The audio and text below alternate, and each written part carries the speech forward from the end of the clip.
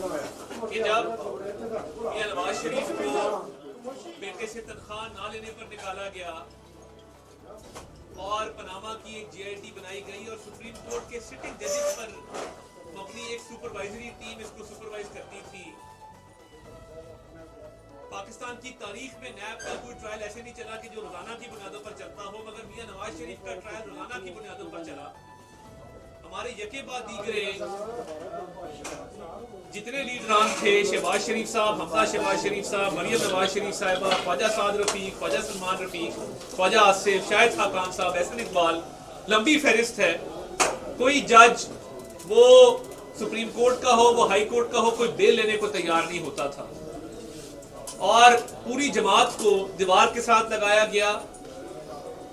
झूठे मुकदमात जिस तरह बने और जिस तरह अदालतों के अंदर तारीख पे तारीख दी जाती थी, तब और रवैया था और अब निजाम अदल का झुकाव एक उस लाडले की तरफ है जिसका नाम इमरान अहमद नियाजी है, कि जिससे अदालतें ये बहुत प्यार मोहब्बत शफकत से पूछती हैं कि आप कब तशरीफ लाना चाहते हैं, आपकी जमानत की दरखास्त हमारे पास है, सुबह आएंगे, शाम को आएंगे कि रात को तशरीफ लाएंगे।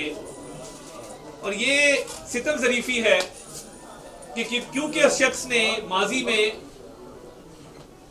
बड़े बड़े जुर्म किए हैं और वो निजाम अदल की गिरफ्त से बाहर है, और उसकी वजह यह है कि उसके सहूलतकार अदलिया के अंदर मौजूद हैं, उसको फैसिलिटेट करने वाले,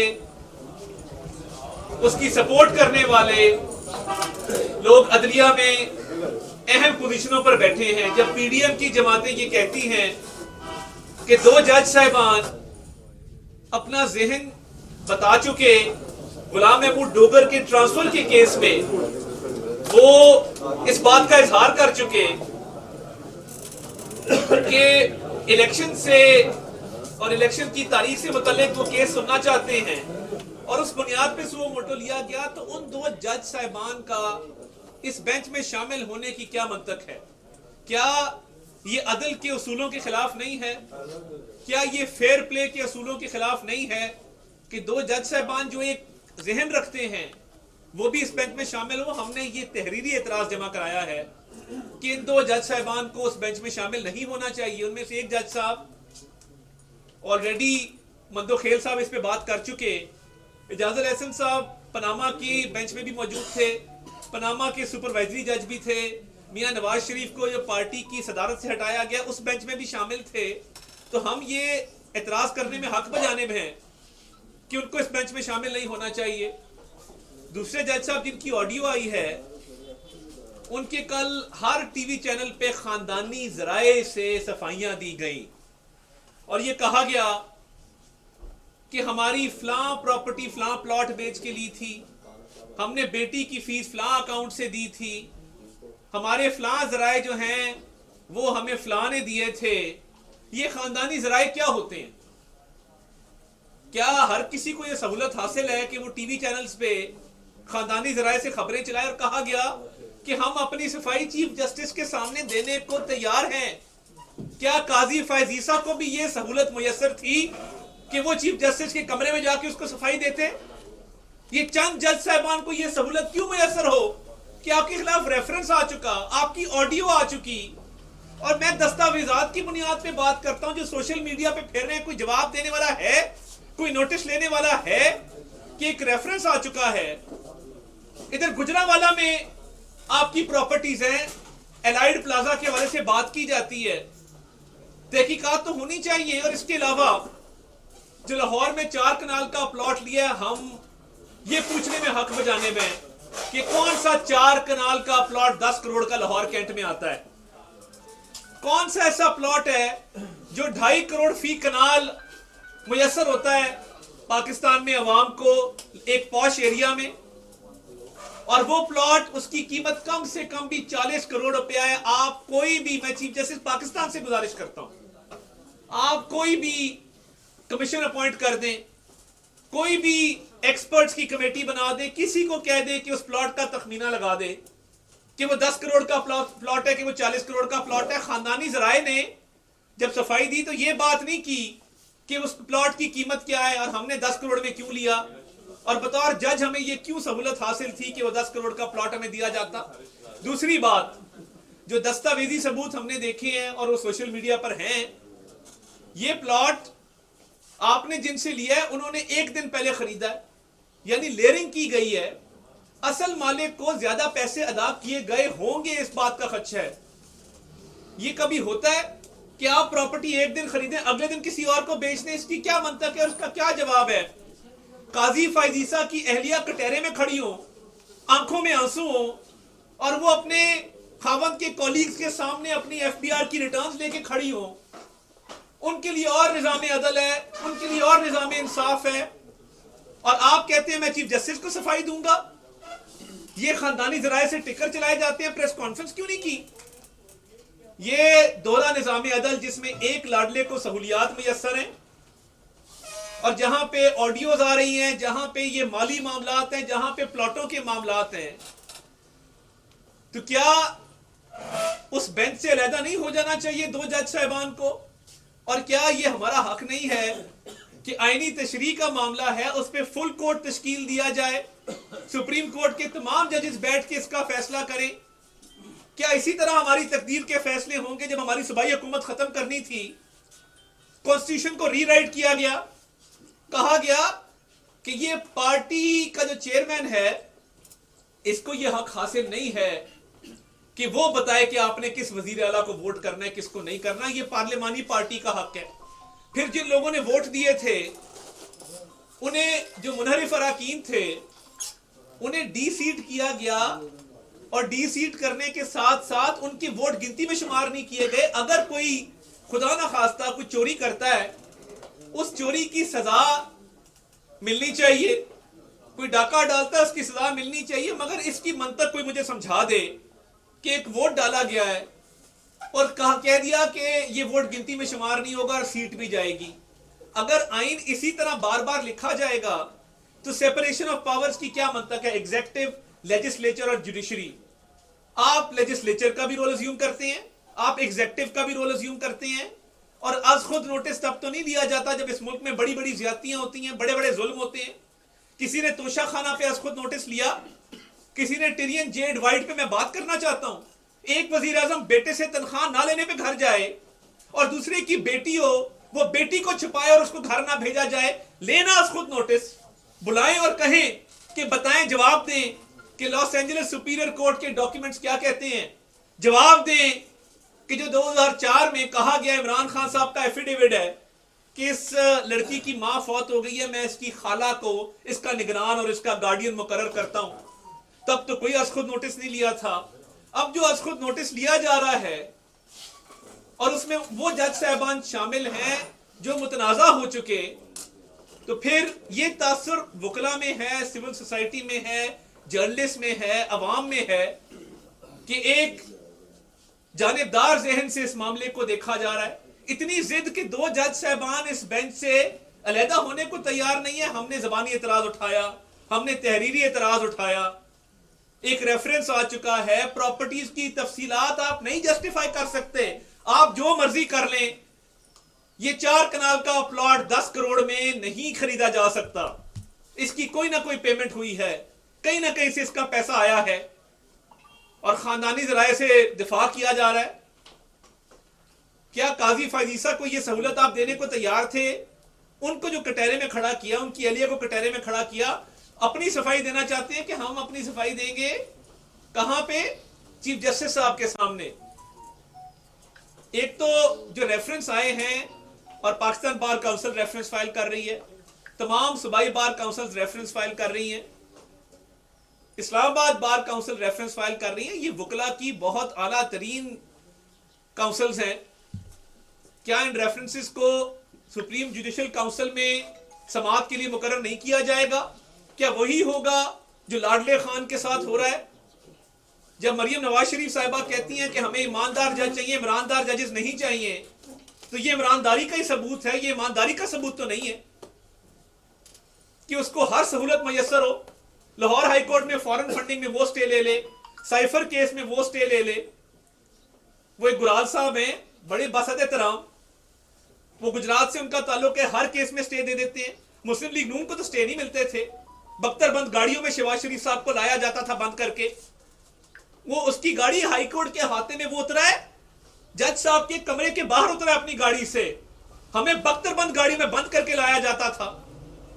कहा जाता था इसका एसी उतार दो, इसका पंखा बंद कर दो, इसका हीटर बंद कर दो, घर का खाना बंद कर दो। जेलों तक में ये जुल्म ज्यादतियां की जाती थी।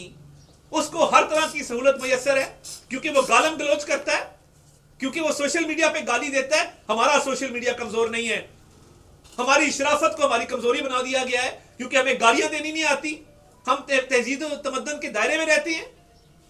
हर बंदा ये बात करे जी सोशल मीडिया आपका बड़ा कमजोर है। हम मुनाफिक नहीं है, हम साजिशी नहीं है, हम झूठे नहीं है। हमें मियां नवाज शरीफ की ये तरबियत नहीं है कि गालियां दो और इस तरह लोगों की बेइज्जती करो। हम तो जायज आईनी और कानूनी निकात आपके सामने रख रहे हैं कि आपको सफाई देनी होगी। मज़ाहिर अली अकबर नकवी साहब, ये लोग कह रहे हैं, लोग पूछ रहे हैं, इस प्लॉट का भी जवाब देना होगा, जो प्लॉट जिससे खरीदा उसका भी जवाब देना होगा, बेनामी प्रॉपर्टीज का भी जवाब देना होगा। ये नहीं हो सकता। जो दोनों निजाम अदल है, जिस तरह इमरान खान और नून लीग में फर्क किया जा रहा है निजाम अदल के हवाले से, उसी तरह मज़ाहिर अली अकबर नकवी में और काजी फैजीसा में फर्क किया जा रहा है। मेयार वो सेट हुआ है, उस मेयार पे पूरा उतरना पड़ेगा। और ये दोनों निजाम अदल पाकिस्तान में नहीं चल सकता। उन ईमानदार जजेस का क्या कसूर है जो सुबह 8 बजे अदालत लगाते हैं, हक हलाल की रोजी रोटी कमा के अपने बच्चों को खिलाते हैं। उनके कलम से नाइंसाफी नहीं होती, उनके कलम से जुल्म नहीं होता। उन पे ये धब्बा क्यों लगे? उस सुप्रीम कोर्ट की इमारत, सफेद इमारत, जो इस मुल्क के आइन की तहफ़्फ़ुज़ की पासदारी के लिए है, जो कानून की, इस मुल्क में कानून राइज करने की अलमबरदार है, उस सफेद इमारत पे चंद किरदारों की वजह से काले धब्बे क्यों लगे? और ये जिद किस बात की है कि यही बेंच में बैठेंगे? इससे नजर आता है, तासुर बनता है कि एक जहन है, एक जानिबदारी है और इंसाफ होता नजर नहीं आता। अंग्रेजी में कहते हैं justice should not only be done but justice should be seen to be done, कि इंसाफ सिर्फ ना हो, इंसाफ होता नजर आए। तो हमारी आपसे गुजारिश है कि हम अदलिया का एहतराम करना जानते भी हैं और चाहते भी हैं, मगर हमें इतना दीवार के साथ ना लगाया जाए, इतनी जिद ना की जाए कि इस मुल्क में चंद लोगों के लिए और कानून हो और हमारे लिए और कानून हो। हमने बहुत बर्दाश्त किया है। एक साल, 1.5 साल हमारी बेल कोई नहीं सुनता था।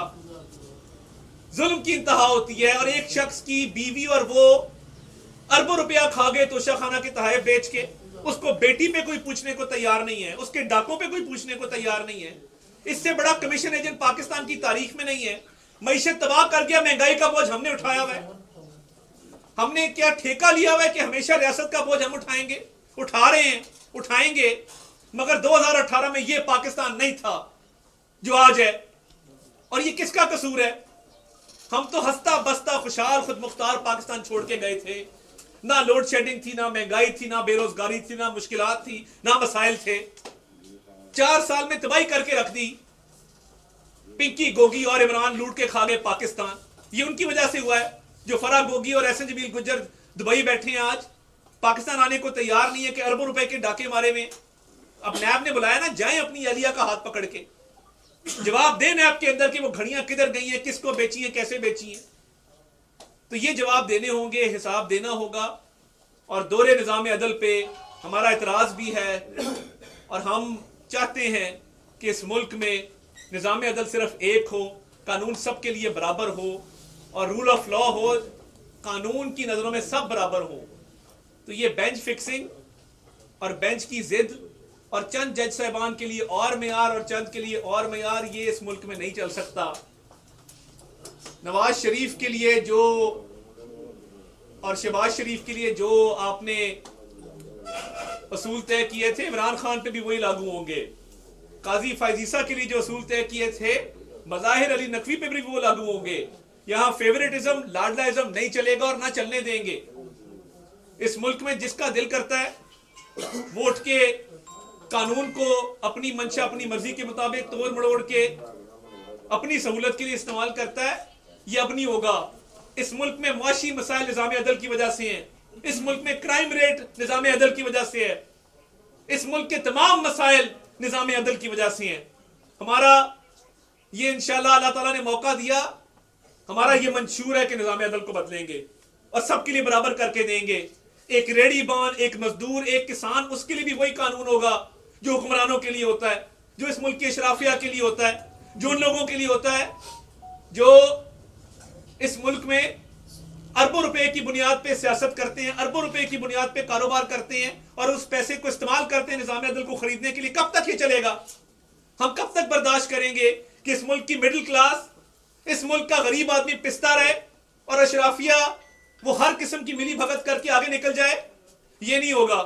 पैसे की बुनियाद पे, फेवरेटिज्म की बुनियाद पे, जोर जबरदस्ती प्रेशर की बुनियाद पे निज़ाम अदल पर धब्बे नहीं लगने देंगे। इस मुल्क में इंसाफ होगा तो इसके मुआशी मसाइल, इसके तमाम मसाइल इंशाअल्लाह ताला हल होंगे अल्लाह ताला की मेहरबानी से। ये सवाल कोई? अच्छा सर, ये जो आपने कहा है थोड़ा सा आराम वाले, तो अगर ऐसे ही चलता रहा तो क्या जो मुस्लिम लीग नून है आइंदा उसकी असेंबली क्या होगी? आपने तहरीरी तौर पर पीडीएम की जमातों को लिख के दे दिया, लेकिन इसके बावजूद बेंच के जजेस साहबान शामिल हैं और केस को सुना भी जा रहा है। अगर सुना जाता है तो क्या इस फैसले को माना जाएगा या आइंदा कोई असेंबली तय की गई है इसके लिए? देखिए, सबसे पहली बात यह है, तहरीरी तौर पर एतराज़ हमने किया है कि 2 जज साहबान इस बेंच से अलहदा हो जाए। उसके साथ साथ हम फुल कोर्ट की भी हमने डिमांड की है। अगर ये इसी तरह जोर ज़बरदस्ती का निज़ाम चला और एक जिद के तहत इन्हीं जजेस को बरकरार रखा गया जिनके खिलाफ रेफरेंस फाइल हो चुके हैं, तो इस निज़ाम अदल पे तो सवालिया निशान है ही है। कोर्ट के ऑर्डर कौन मानेगा मुझे आप बताएं? जब इतनी जिद हो जाएगी कि 2 जज साहबान जिन पे एतराज़ कर रहा है साहिल खड़ा होके, तो फिर अपना लाहे अमल बनाएंगे और एहतराम के साथ ये लोगों को भी अर्ज करेंगे कि ये मुकन्ना का एक अपना काम है, इस मुल्क में लेजिस्लेचर का अपना काम है, एग्जेक्टिव का अपना काम है। अगर जुडिशरी ही एग्जेक्टिव का काम करेगी, जुडिशरी ही लेजिस्लेचर का काम करेगी, तो फिर मुझे बताएं कि मामलात कैसे आगे चलेंगे। ये फैसला जानिबदार जजेस का जो एक जहन रखते हैं, आप मुझे बताएं कि क्या हमें मानना चाहिए मनोवन? क्या हमें काबिल कबूल होगा? जब हम कह रहे हैं कि हमें एतराज है, उनको अलहदा कर दें बेंच से।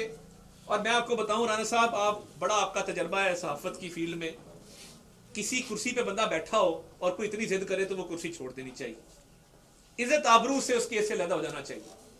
ये तो वो खुद इंसान को एहसास चाहिए ना कि बंदा खड़ा होकर चीख चीख के कह रहा है कि आप ये केस मत सुने, आपको क्यों इतनी जिद है कि आप वही केस सुनना चाहते हैं? तो ये बेहतर है कि इस केस से अलहदा हो जाए, वरना फिर ऑब्वियसली हमारे पास कानूनी ऑप्शन मौजूद है।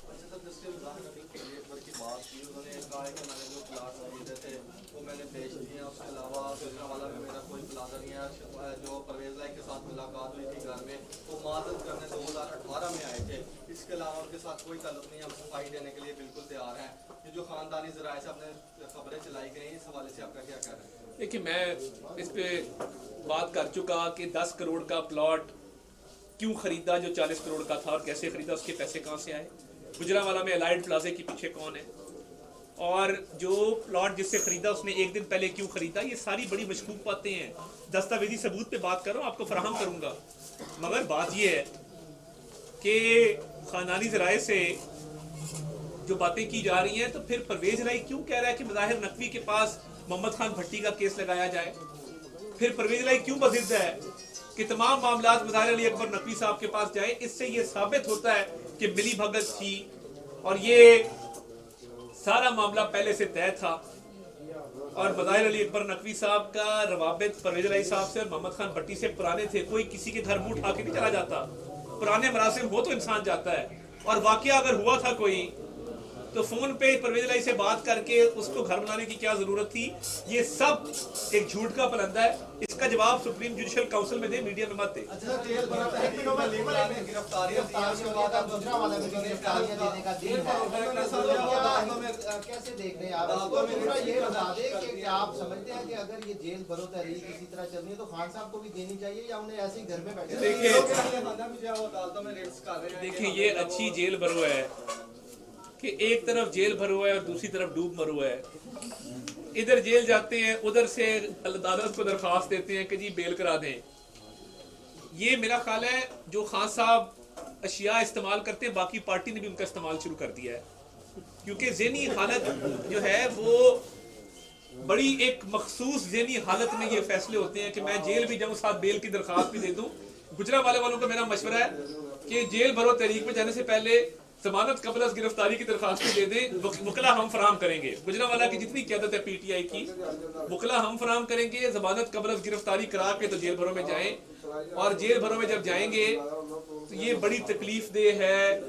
किसी को राजनपुर जाना पड़ेगा, किसी को भक्कर, नैया, बहावल नगर, मुजफ्फरगढ़, डेरा गाजी खान, अटक।